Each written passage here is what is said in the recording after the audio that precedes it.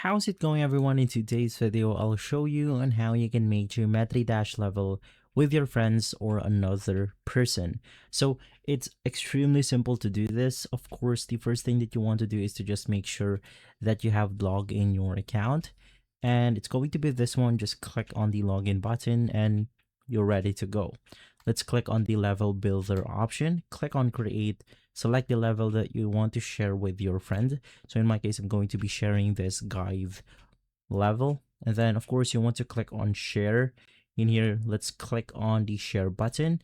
And of course, you also want to make sure that you only do this for friends only, but it's completely optional. So right now, let's just click on the share button. And now you just want to make sure to let your friend know the name of the level, so they can just head over to the level section.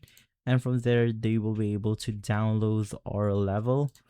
And then after making some changes on our level, they want to repeat the same thing that you have did, which is to share the level to you, make your own changes, and from there you then want to upload it once more. So our level is going to be guide. You can just search it up right here, and then it will show up on this section.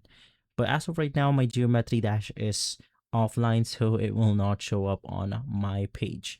And so guys, if this video has been helpful, leave a like, subscribe, and follow us for more videos like this. Thanks for watching.